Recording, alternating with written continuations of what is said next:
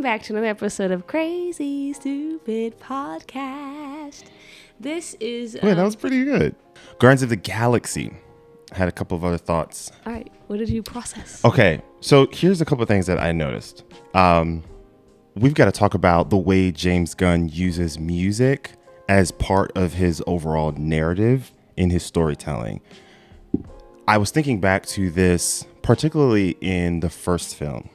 So the first thing we see in the first Guardians of the Galaxy is Peter Quill. He's walking out to that song, Come and Get Your Love.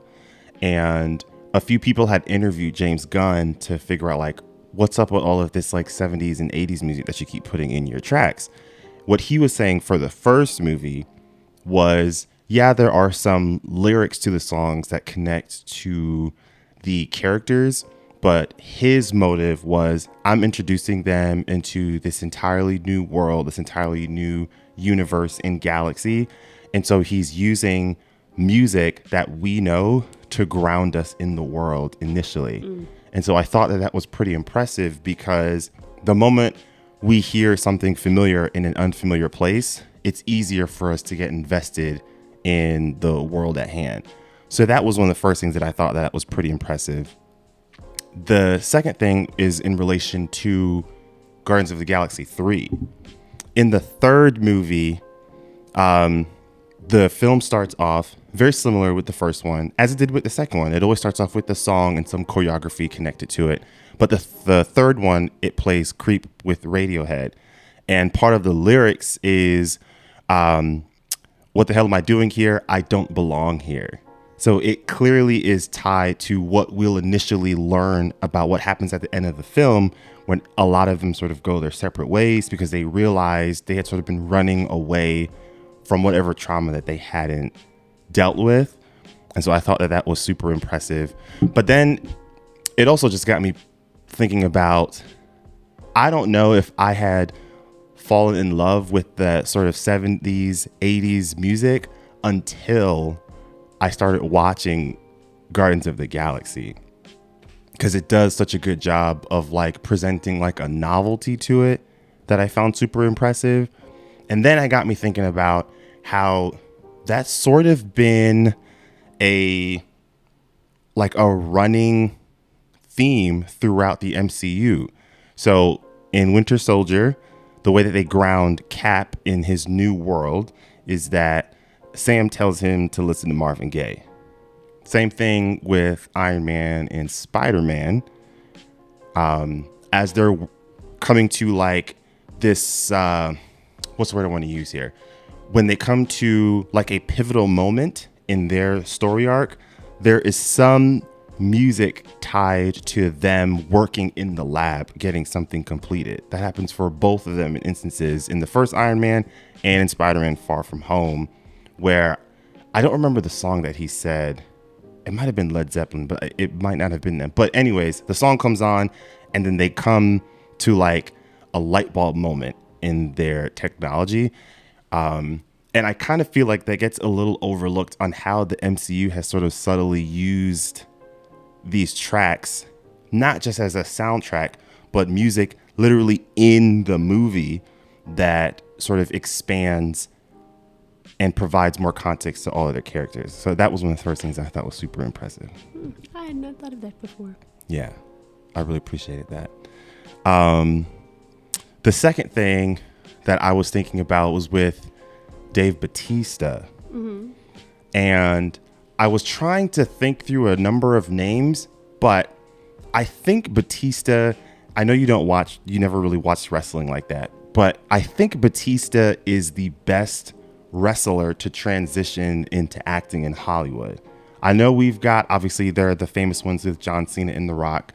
There are a couple of other people that did it, but it was more so of like a cameo because everybody just knew that they were a wrestler. Like Triple H would show up, Stone Cold would show up, The Big Show would show up, but they weren't really trying to act. It was just like, it's marketed as this famous wrestler showing up in a popular show.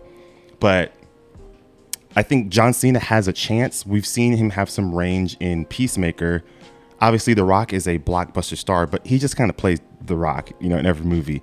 Batista, though, I think is actually pretty impressive. And his catalog has gotten very impressive over the years because he was obviously, he's in Guardians of the Galaxy, but he was in the first Dune. He's going to be in the second one. He was in Knives Out, Glass Onion, and he was in that new M. Night Shyamalan movie. I don't remember the name of it. I'll probably think of it later on. In the woods with the Asian girl. Right.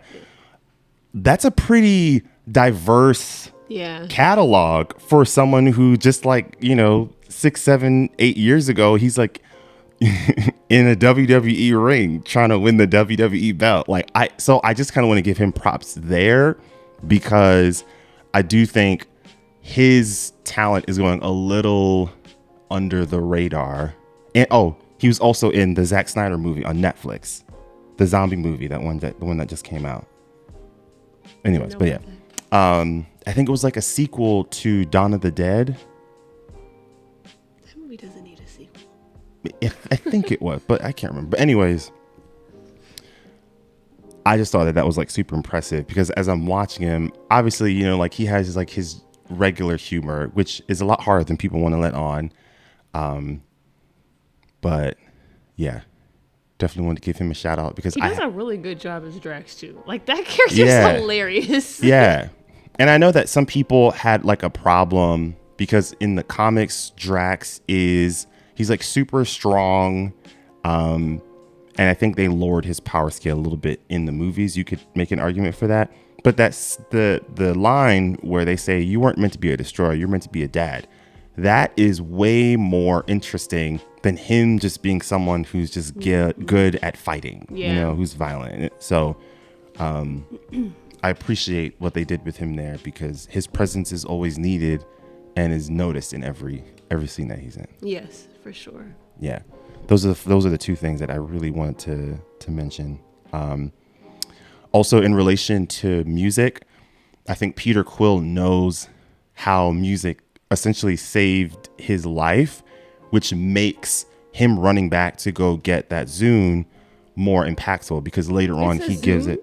I think it's a Zune, yeah. I thought it was an iPod. I think it's a Zune that he gets. Wow. Zune. Mm-hmm.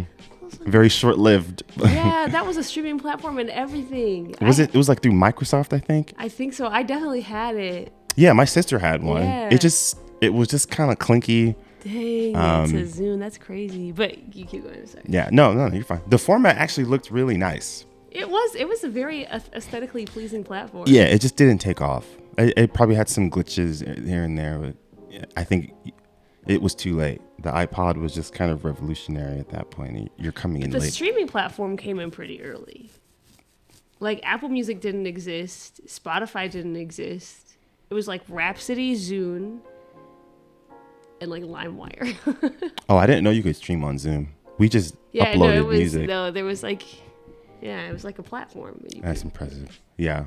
But yeah, I was going to say that makes it more impactful that he hands it over to Rocket at the end, right? It's like he's passing the baton off to him. Yeah.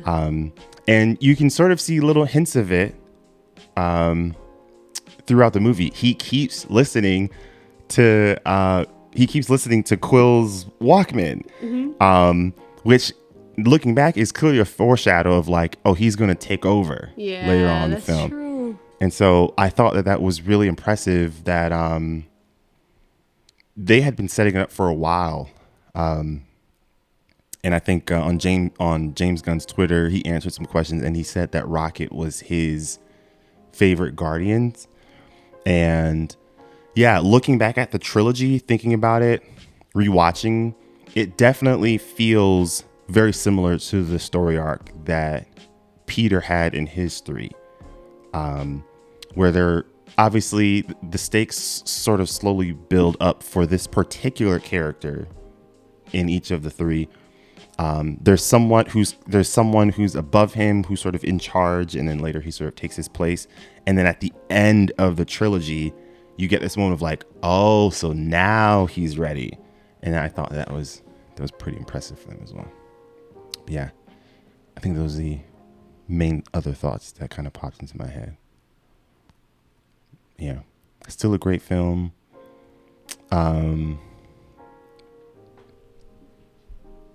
Yeah, I don't know if I have any real like complaints, honestly.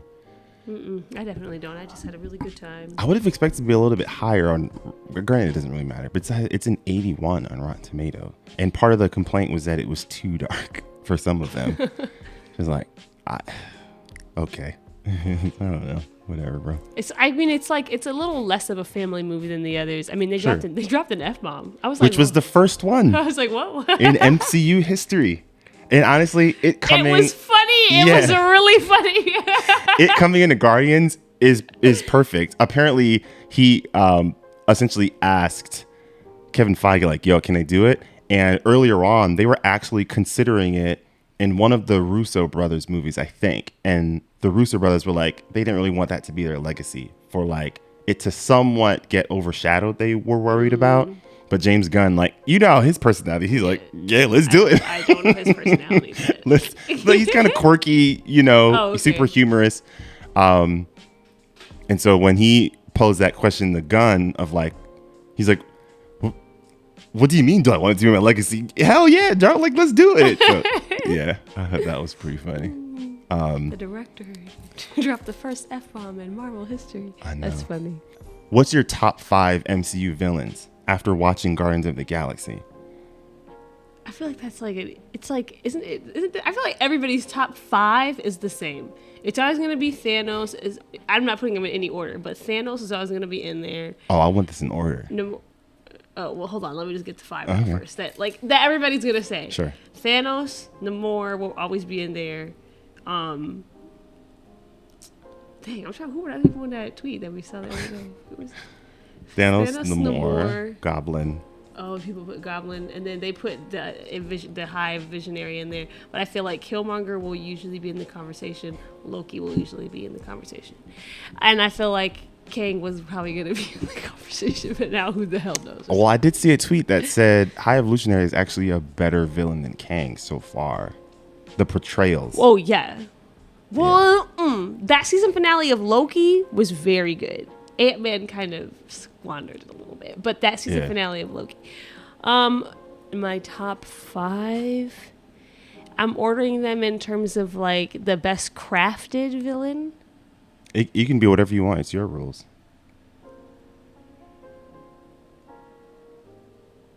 Okay. I do think Thanos is at the top for me because I just think he was the scariest. Like I was the most afraid. Yeah. I was like, oh, this is a serious foe. They started the movie off with what he did with Loki, and we're like, okay. Like, so it's this kind of movie. That's pretty rare in any superhero movie that the villain is actually like kind of intimidating, where you're like, oh, this is a serious problem. Yeah, and it was because it was Loki is what made everyone so terrified, because Loki had kept coming back, and when Thanos was like, no resurrections this time, I was like, he was wrong, but yeah, I know. Well, not necessarily wrong. He wasn't really resurrected. They got a little loophole, but in the moment, I was like, oh, they said it. It did seem like it was a wrap. Yeah. So I would definitely put Thanos probably at the top.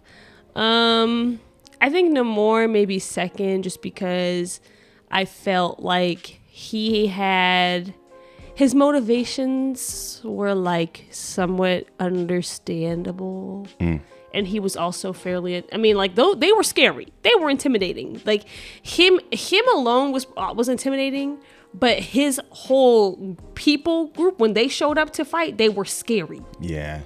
And he followed through. Yeah. That little line when he was like, mourn your losses, bury your dead, you are queen now. That was really, That's cold-blooded right there, yo. Oh man. So he's at number 2? Yeah, I put him second. What are the other ones? We mentioned Goblin, Killmonger, High Evolutionary, Kang, Loki. Those are the ones that typically come up. Okay, if I'm gonna put Goblin in, it would only be the No Way Home one. I mean, we talked about this. Sorry, I know he was fairly a big deal. Apparently, I wasn't watching the Spider-Man movie. I wasn't allowed to watch the Spider-Man movies when they first came out. What? They thought it was gonna be too scary for us. I watched those like as a young adult. No, it's not the same. Yeah. Oh, because the moment's gone. It doesn't age well in. Yeah, that's probably why I don't have the same attachment to everybody. I didn't watch. I remember when they were out, and my dad was like, "Yeah, you guys aren't gonna be watching those," because they thought it was like a little too dark. I'm so sorry. But I thought Goblin was pretty scary in No Way Home. Yeah. He, Willem Dafoe came through there. We said it before. That movie revalidated him in the upper echelon of villains. Yeah. Yeah. Who I would really like to include, but he's not technically MCU yet, I guess. But he is kind of, but Kingpin. But like the MCU version of Kingpin wasn't really scary, but the Daredevil version of Kingpin was terrifying. Oh, you know what? Low key, I've thought about that, and I actually might put him at number 1. I genuinely might put him at number 1 over Thanos. I don't know, man. He was so fleshed out, and Thanos had a lot of screen time, but I think Kingpin, it's a TV show, so you can just do more. He had more complexities to his character, and I found it so fascinating. Every time he's on the screen, I'm just in awe of Vincent D'Onofrio's acting. I'm just so impressed. Yeah. Yeah. I'm glad you pointed that out. I would definitely include him in there. Even though but like the MCU version of him wasn't as. Maybe it'll get there, but it wasn't given. Who knows? We'll see. And then I guess, man, this is kind of tough, but I gotta be honest, Loki's not in my top 5. I don't mind that. I know people. I like him as a character, but he was never like a really scary. He wasn't serious to me. I was like, oh, he's kind of a joke. I know people love him, but I was never that in love with him. Yeah, I loved him, not that in love with him. So I don't know. I feel like Killmonger definitely has to be in there, just because I just feel like the conversations that he started were very important, and I think and the impact of his decisions showed up in the second one. Next film.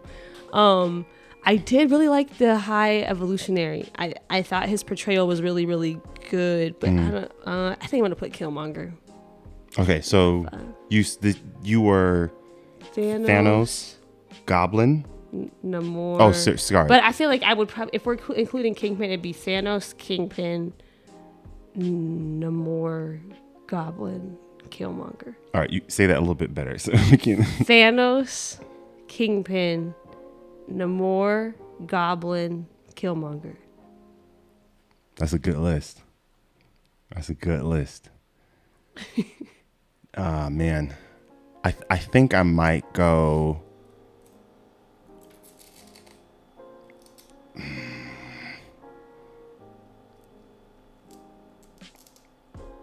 Yeah, I'm sorry. I got to put Kingpin number 1. I'm in love with Daredevil, the character, the television show, the villains, even man, there's somebody I forgot. Even the Ben Affleck movie, it wasn't that great, but I still loved the Kingpin in that one, the Daredevil. I loved all of it. So, before I go, you said like you forgot someone. No, I was gonna say Wanda, because I was like, we need more female villains. Like, where are they at? And there is Wanda, but I don't know the movie where she was a villain. It didn't do it for me. But I feel like she should be up there. I just feel like the movie just wasn't that good to me. Yeah. Yeah. As an antagonist, she's up there. Yeah. She wiped out the Illuminati, and those are elite. I just don't know if they did a good job of. They kind of just did the classic of she's just a crazy lady. Yeah. Well, this was something that I sort of thought about after Doctor Strange came out, because sometimes when I think about with Wanda, there is like a trope with female antagonists or women antagonists where the only way they can be convincing is if they sort of lose their sanity or like lose their even moral sanity at some point. Because sometimes when I think about what they did with Wanda in Doctor Strange, I also think about what they did with Daenerys in Game of Thrones, where the only way you could make her convincing was that she had to go mad. And I feel like that's a trope that is a little played out. Like, I don't know if we need that in television anymore, because it's a little misogynistic, for one, and two, it kind of plays into like women are like emotional, right? And two, it's just kind of boring. It's boring. I look at Cersei, I look at Alicent. Those are, antagonists, and they are so much more entertaining to watch because of the complexities that they add with them. Just go with that, y'all. So that's why I didn't. They do that, or they do that. She can't control her powers. Her powers are like too Jean Grey. Strong for her. Yeah, but also in the comics they do that with Wanda too. Yeah. It is poorly aged. Yeah. It was fun to see, but I do think, if we see Wanda again, or whatever, who knows what we see in the Jon Snow spinoff. I don't need any more crazy women antagonists. That's boring to me. Yeah. So that's probably why I wouldn't put her in my top 5. But I would go, in my top 5, I would go Kingpin, Thanos. I got to put Namor at number 3. And after Namor, I'm gonna put Killmonger, and then I'll put High Evolutionary. I do love Goblin. No, I'm taking Goblin out. Excuse me, I'm taking High Evolutionary. I'll put Goblin in there. Yeah. I'm at number 5. An honorable mention is High Evolutionary. High Evolutionary. I think if he had more time, he would because have become, I was gonna say all these other people have more screen time, but this was it. It was just in his movie. Yeah, but he'll be back. Yeah. But that's true. That's true. Like, High Evolutionary is done. Like, he's not coming back. But I feel like that actor did a very good job portraying him. Like, there's no time to build up the lore around him. There's no like, oh, I can't wait to see him again, like with Kang, because he's gone. Yeah, that's true. I do think somebody brought this up in that I was talking to you about that guy who made that TikTok about like race swapping characters, and somebody brought up the fact that like they love to race swap villains. Like they like that. Like if they're gonna like race swap a character, it'd be the bad guy. They often do that with the villains, and it doesn't. It's never like it always turns out really good, right? Like the High Evolutionary was fantastic, Yeah. And King the Conqueror, that's going to be like, that was amazing, right? Mm-hmm. But it is just like interesting. And also there's never the same level of outrage when they do that. I think there was a little bit with Kang, but I don't remember it being a big conversation the way it small, is with other like characters, that. Right? Which is also just like, you guys are telling on yourselves a little bit. Like you guys are telling on yourselves just a smidge. The fact that doesn't bother you. Yeah, because it is the people who you want to aspire to be. You want them. Yeah, is he black in the comics?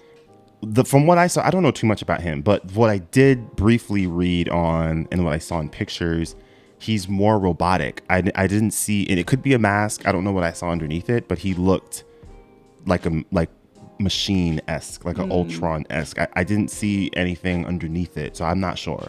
But I think the problem is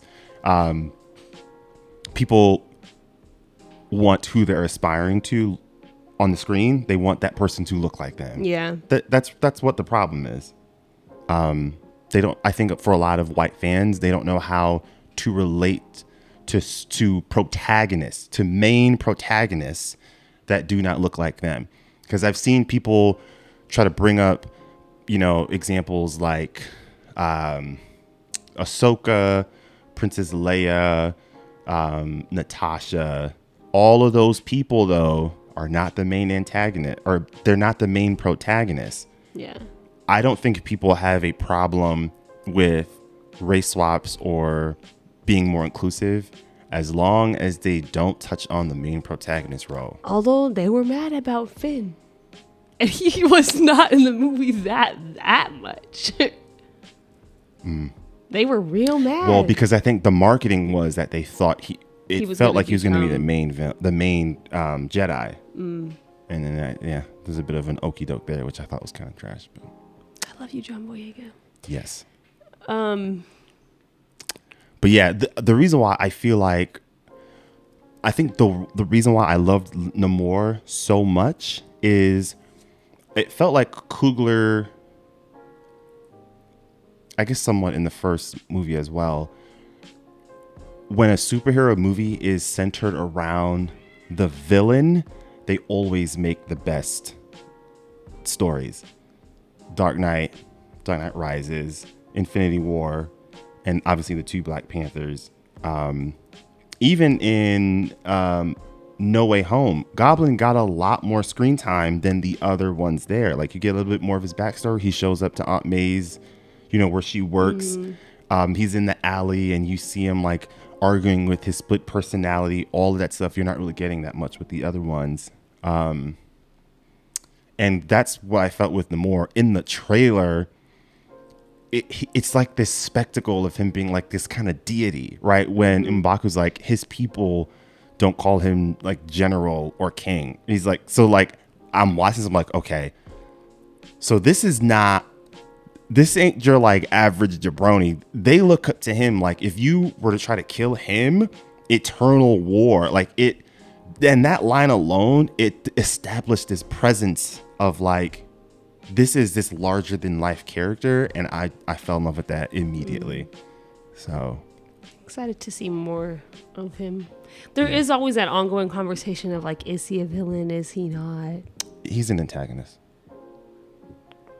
I think he might also be a villain. I was thinking about this. I think he's a villain where because you get more of his side of the story, you understand a little bit better. Yeah. But he did bad things. Yeah, no, he is an antagonist. But see, no, but that's the thing. Some people are like, I think that he might also be a villain. I think he actually is a villain. Oh, yeah. So some people think that he is just an antagonist and not a villain. Sorry. I think I'm defining this differently with antagonist, because when I say it, I'm like, don't call him an anti-hero, because that's not, as the antagonist, that's not what he did. Right, no. But yeah, I think we're agreeing. Okay. Just different semantics there, yeah. That was it that I wanted to bring up. I don't know if you had thoughts that you wanted to go into Dune, or just save that for another time. It's your call. We don't have to, but I know it's been on your mind. I would love to discuss it. Oh, okay. Let's do it. Okay. Listen, here's the thing, okay? I'm excited about Dune.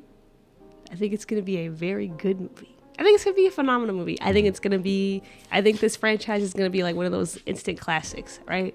I think it's really going to pick up, and it's going to be like one of the big focal points of pop culture for the next several years. Yeah. It's just too many people in the film for that to not happen.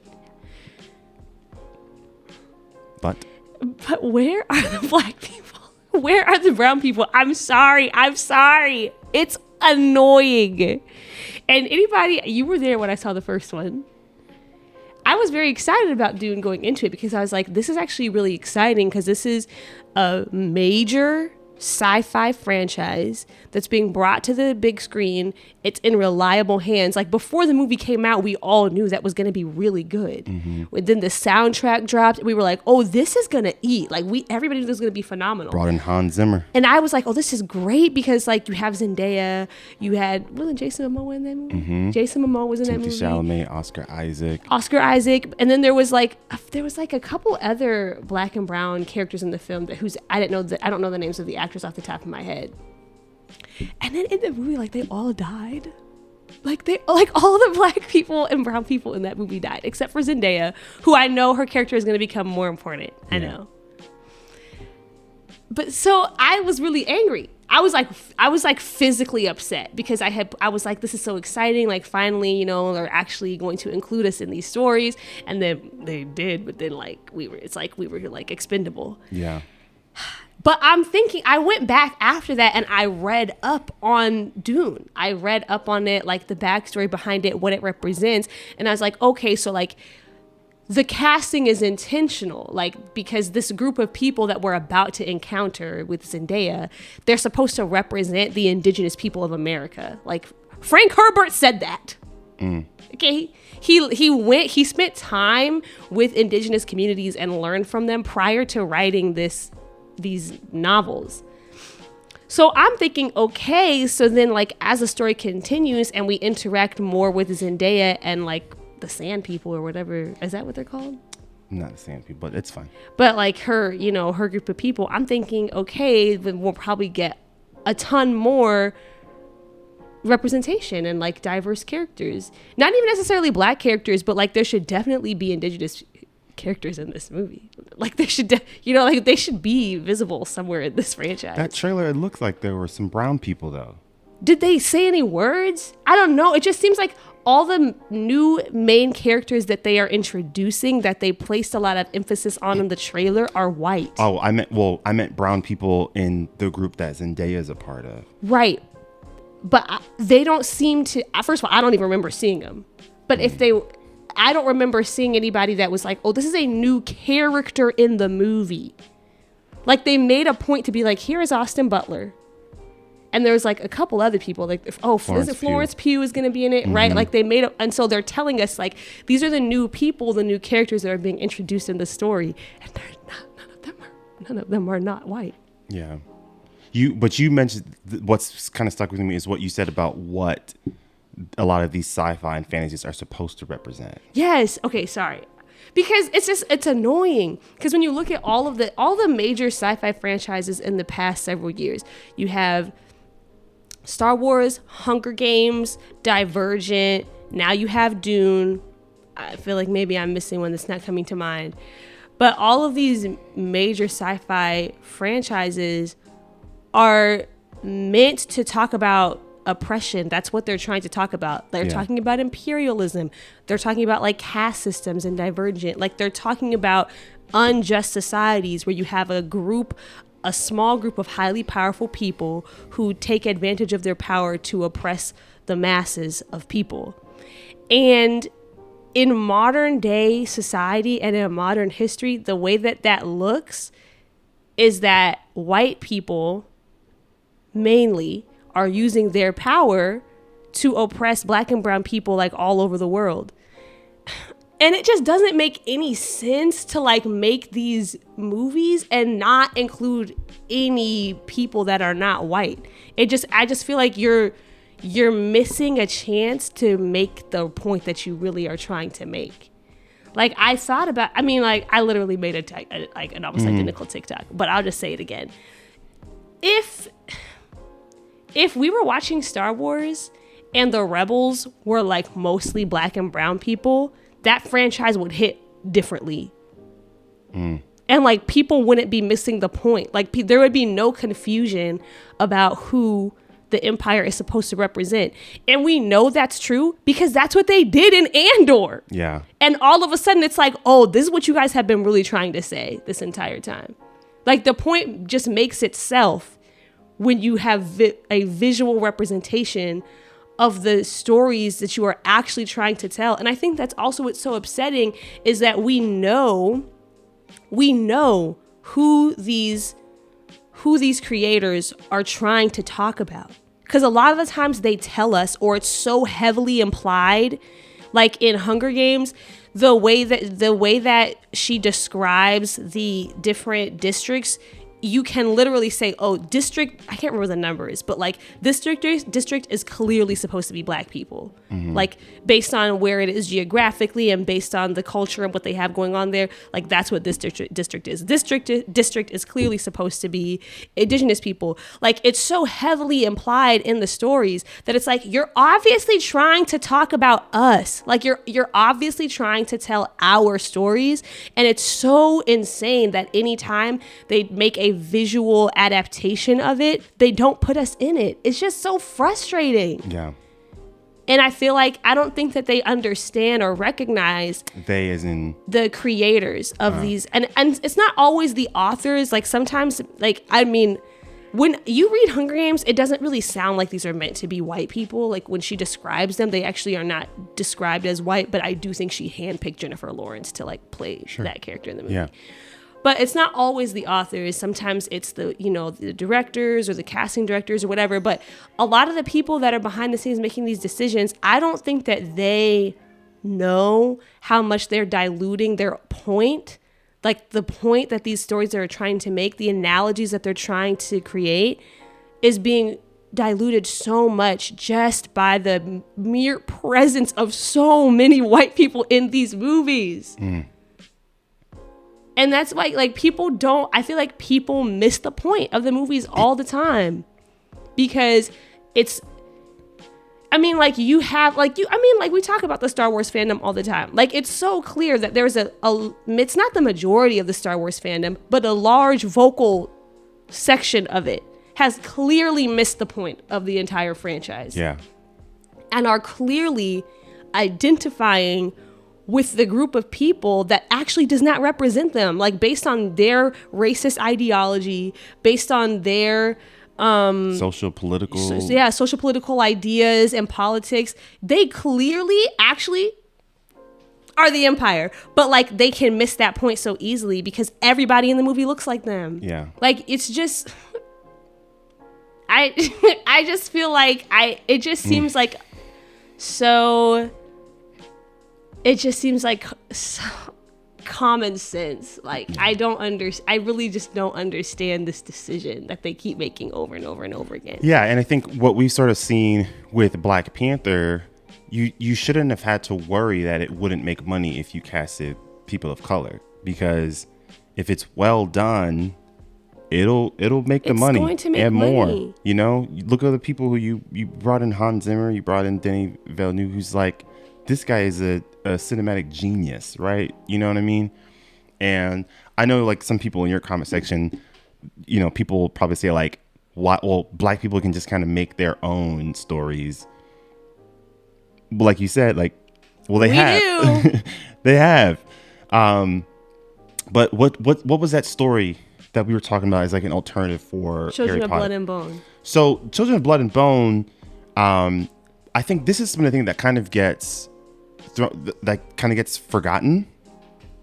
Lucasfilm was supposed to produce either a movie or a TV show. It was a movie, and it got tossed around for years. And then they sold it to, I think, Paramount now. Right. Yeah. So now it's just kind of up in limbo with when or if it'll happen. Those are not the stories that are being prioritized. Exactly. It was the same thing with Who Fears Death. Mm-hmm. George R.R. Martin was supposed to be, I think, producing a visual adaptation. I think it is an HBO show based on that novel. Mm-hmm. Phenomenal novel. It would make an amazing TV show. Crickets. You haven't heard anything. Haven't heard anything in years. So you can't. But what are we getting in the meantime? How many Star Wars projects have come out? A Jon Snow sequel. How many Game of Thrones shows have come out in the last? Right, like it's just frustrating. And I think that's what kind of gets frustrated. And it feels like this was like a microcosm for what a lot of white people say about Black people in general, because when it comes to, you know, they'll say things like, make your own stories. Well, we try, but studios don't take it seriously. They're not prioritized. They're not given the same amount of funding. And so it either won't come into fruition or it doesn't land well. But it's just the goal to say, make your own stories. What do you mean make our own stories? These are our stories. Yeah. A franchise about imperialism, that is our story. Yeah. Or it's like literally stolen, like the Matrix's story.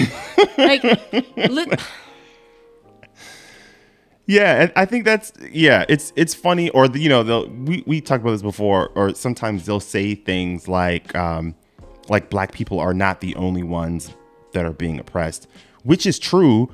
But Black people won't disagree with that. The problem is a lot of times when people say that, they're not saying it to be inclusive in their allyship. You're simply saying it to dilute our message. You're all lives mattering it. You have no intention of trying to advocate for other racial minority groups, other marginalized communities. You're simply saying that because you want us to shut up. And it's like what we were saying. The fact that it is such a global story, oppression, all the fact that you can say it's not just black people. It happened to people in Asia. It happened to people in South America. It happened yeah, exactly. So why are there only white people in the movies? Do you know how small Europe is on the globe? It's tiny.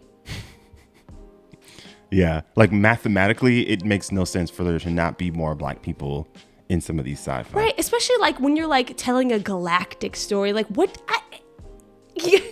you're telling a story that takes place in the entire galaxy, and it's still predominantly white people. When you're creating whole new worlds and planets and civilizations, and many of them are heavily influenced by existing cultures. And it's still predominantly white people. How can you see that and not see that as a problem? That's just insane to me. Yeah. So anyways, I mean, I'm not going to, maybe Dune will continue and I'll eat my words and it will be much more visually representative than it seems like it's going to be. I will be delighted. I would love to be wrong because I really want to be like a diehard, go hard fan for this franchise. Yeah. And I probably still will be. I love Zendaya. I'm glad she's there. I mean, that's a big deal. It is a big deal to have like Zendaya play a big role in a movie like this, but it's not enough. Mm-hmm. I agree.